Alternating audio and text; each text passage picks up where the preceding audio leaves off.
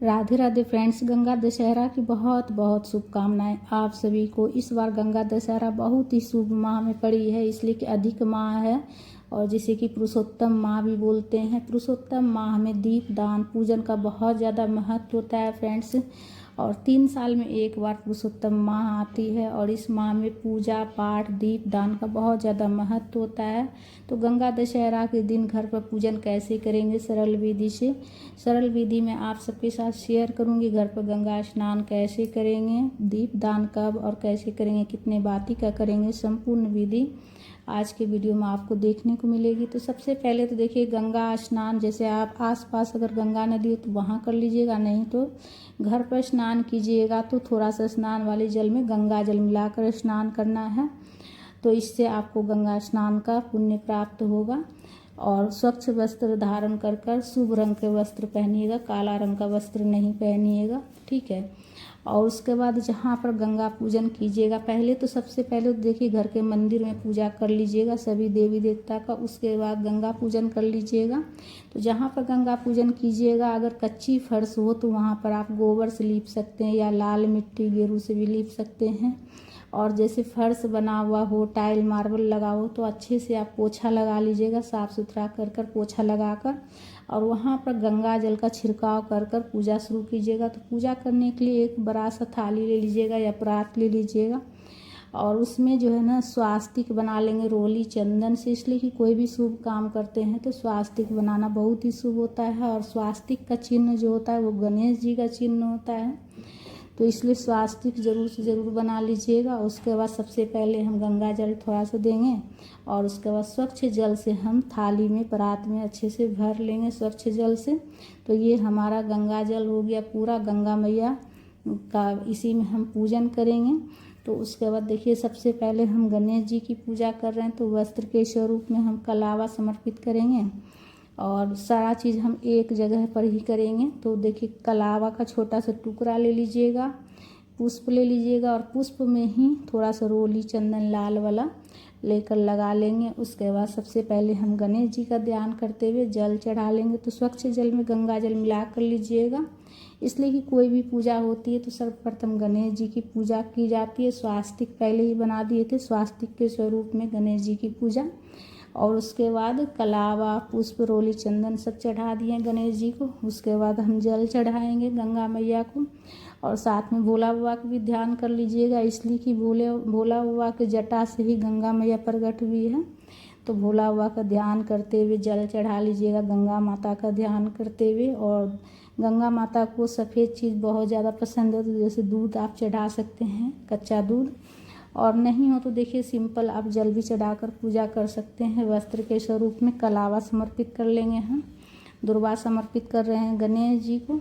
तो सरल और संपूर्ण विधि में आप सबके साथ शेयर करूंगी फ्रेंड्स। अगर बेलपत्र मिल जाए तो ज़रूर चढ़ाइएगा, इसलिए कि गंगा मैया भोला बाबा की जो जटा रहती उसी में हमेशा विद्यमान रहती है, तो इसलिए से गंगा मैया के साथ साथ भोला बाबा की भी पूजा की जाती है। तो बेलपत्र हो तो ज़रूर चढ़ाइएगा। आप अपनी मनोकामना भी लिख कर चढ़ा सकते हैं या सिंपल पीला वाला चंदन से तिलक कर सकते हैं। उसके बाद परात में भी चारों तरफ से हम तिलक कर लेंगे, 10 बार तिलक कर लेंगे, इसलिए कि गंगा दशहरा पर 10 की संख्या का बहुत ज़्यादा महत्व है।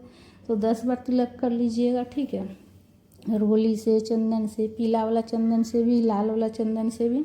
मतलब ये है कि मतलब जिस थाली में हम गंगा मैया की पूजा करेंगे उसको अच्छे से रोली चंदन सबसे तिलक करके अच्छे से सजा दीजिएगा, ठीक है। तो सजा लेंगे अच्छे से रोली चंदन से तिलक कर कर और उसके बाद अक्षत भी समर्पित कर लेंगे हम सभी देवी देवता का ध्यान करते हुए, गणेश जी को, भोला बाबा को और गंगा मैया को अक्षत समर्पित कर देंगे, पुष्प समर्पित कर देंगे, सफ़ेद फूल गंगा मैया को, जो भी फूल हो चढ़ा सकते हैं, फूल माला जिस भी कलर का आपको मिल जाए, लेकिन सफ़ेद रंग का जो चीज़ होता है वो गंगा माँ को ज़्यादा पसंद है, तो सफ़ेद फूल। और उसके बाद गंगा मैया को सिंदूर भी लगाएंगे। तो जो थाली है उसी को ऊपर 5 बार हम सिंदूर टीक देंगे माता को। सिंदूर का माता को मतलब सिंदूर लगाने का ऐसा भाव से लगाना है कि हम माता को सिंदूर लगा रहे हैं। तो 5 बार सिंदूर टीक कर वापस अपने मांग में लगा लेंगे। और उसके बाद देखिए, गंगा माँ को श्रृंगार की सामग्री में आप जितना चढ़ाना चाहते हैं, 5 सामग्री, 2 सामग्री या पूरा 16 श्रृंगार भी आप चढ़ा सकते हैं। जैसे चूड़ी हो गया, सिंदूर, बिंदी, मेहंदी, महावर, जो मतलब मेन होता है वो सब भी चढ़ा सकते हैं। ठीक है, जितना हो सके चढ़ा लीजिएगा, इसलिए कि जो है ना सुहाग की सामग्री चढ़ाने से सुहाग हमारा बढ़ता है और सुहाग की सामग्री दान भी की जाती है। और देखिए सफ़ेद चीज़ गंगा माँ को बेहद पसंद है, तो सफ़ेद चीज़ में आप जो सफ़ेद मिठाई भी चढ़ा सकते हैं या फिर बतासा भी चढ़ा सकते हैं। और सीजन का जो नया फल है जैसे आम हो गया, खरबूजा हो गया, ये चढ़ाई जाती है। तो जितना हो सके फल मिल जाए तो फल चढ़ा लीजिएगा या फिर आप सिर्फ बतासा भी चढ़ा सकते हैं। और देखिए दीप दान करने के लिए मैं पत्ता ली हूँ, गुड़हल का पेड़ जो होता है ना उसी का पत्ता ली हूँ, और एक पत्ता मैं ली हूँ ये पीपल का। तो देखिए आप कोई भी पेड़ पौधा का पत्ता ले सकते हैं, जैसे गुड़हल का हो गया, मोगरा का फूल का पत्ती हो गया, या फिर आप जो है ना मिट्टी का भी दीपक ले सकते हैं दीप दान करने के लिए, या फिर आप पीपल का भी ले सकते हैं, या फिर बरगद का भी ले सकते हैं पत्ता दीप दान करने के लिए। ठीक है, और देखिए बाती जो है ना एक ही बार घी में गलाकर अच्छे से मिला लीजिएगा, या फिर घी में या फिर तिल के तेल में। ठीक है, सरसों के तेल नहीं लीजिएगा, तिल के तेल या फिर घी। और उसके बाद उसको अच्छे से बाती को डुबा कर रखिएगा तो दीपक अच्छा प्रज्वलित होता है। ठीक है, उसके बाद सभी पर हम एक एक कर कर सभी बाती सब जितना बात तब 10 दीपक हम दान करेंगे, दीप दान करेंगे जितना। देखिए इसमें ये नहीं है कि 10 ही दान करना है, आप चाहे तो एक दीप दान भी कर सकते हैं। एक दीप दान का भी बहुत ज़्यादा महत्व है। ठीक है, तो कम से कम एक दीप दान तो आप ज़रूर से कीजिएगा। उससे ज़्यादा देखिए आप 10 भी कर सकते हैं, 5 भी कर सकते हैं, 11 भी कर सकते हैं। दशहरा है, गंगा दशहरा है, तो 10 की संख्या का बहुत ज़्यादा महत्व है, तो 10 भी कर सकते हैं। ठीक है, और एक भी कर सकते हैं, ऐसा कुछ नहीं है कि मतलब 10 ही होना चाहिए, एक दीप दान भी कर सकते हैं। और पुरुषोत्तम माह है तो दीप दान का बहुत ज़्यादा महत्व है। तो देखिए जो परात है, थाली है हमारा, उसके चारों तरफ जगह है रखने का, तो चारों तरफ हम जो गंगा माता की जो किनारे किनारे जगह है उसके ऊपर भी रख कर दीप दान कर सकते हैं, या डायरेक्ट जल में भी रख कर दीप दान कर सकते हैं, या फिर नीचे फर्श के ऊपर दीपक अक्षत का आसन देकर रख कर दीप दान कर सकते हैं, वैसे भी कर सकते हैं। ठीक है, जैसी सुविधा हो वैसे कर सकते हैं। भगवान तो हमारे भाव देखते हैं, हम किस भाव से पूजा आराधना कर रहे हैं। बस सच्चे दिल से भगवान जी के मंत्रों का जाप करते हुए, जैसे आप भोलेनाथ का भी मंत्र का जाप कर सकते हैं, गंगा माँ का भी कर सकते हैं। उसके बाद गिनकर 10 ले लीजिए, या फिर आप 5 भी ले सकते हैं, जितना हो। इसमें मैं अभी 10 लिए हूँ, तो ऐसा कुछ नहीं है, दीपदान एक भी आप कर सकते हैं। ठीक है, और दीपदान के लिए सारा चीज़ हम पहले ही सजा कर रख ले रहे हैं ताकि एक एक करके हम प्रज्वलित कर लें।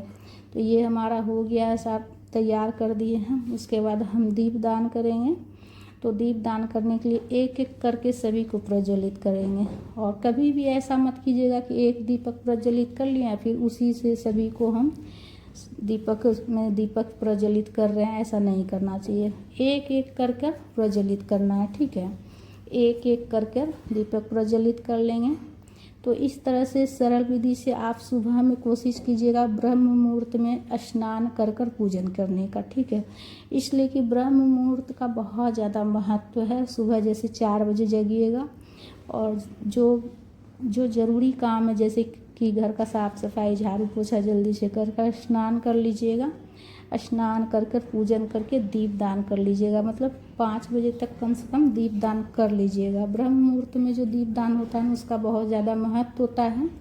तो जैसे 4 से 5 के बीच में अगर आप दीप दान कर लेते तो उसका बहुत ज़्यादा महत्व होता है। तो सवेरे जल्दी कर लीजिएगा दीपदान। उसके बाद हाथ में पुष्प लेकर कथा की पुस्तक को तो पढ़ लीजिएगा, या फिर जब भी टाइम मिले आपको सुन लीजिएगा। जैसे सुबह नहीं सुन पाएँ तो दिन भर में कभी भी सुन लीजिएगा, फ़ोन में भी सुन सकते हैं। और कथा की पुस्तक को तो उसी टाइम पढ़ लीजिएगा। उसके बाद हम देखिए जो दीपक हम पत्ता के ऊपर रखे थे एक बाती, उसी को प्रज्वलित करके हम आरती भी कर ले रहे हैं।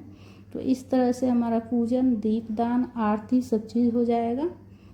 हाथ जोड़कर क्षमा याचना करेंगे कि जाने अनजाने में अगर पूजा में कुछ भी गलती हो गया हो माँ तो क्षमा कीजिएगा, और मेरी पूजा यह प्रेम पूर्वक स्वीकार कीजिएगा माँ।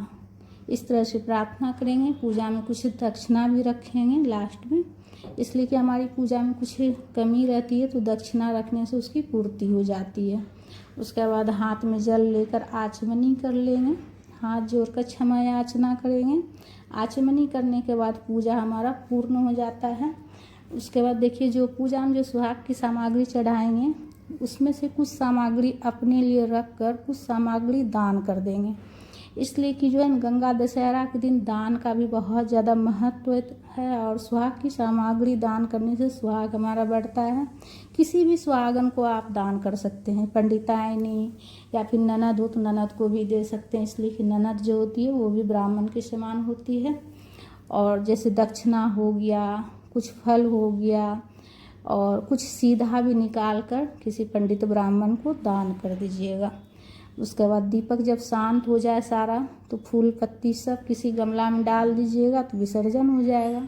तो इस तरह से आप जो है गंगा दशहरा की पूजा आप सरल विधि से घर पर कर सकते हैं फ्रेंड्स। दीपदान भी कर सकते हैं। तो फ्रेंड्स, वीडियो अगर अच्छी लगी है तो वीडियो को लाइक ज़रूर कर लीजिएगा, शेयर कीजिएगा। चैनल पर अगर नए हैं तो चैनल को सब्सक्राइब कीजिए।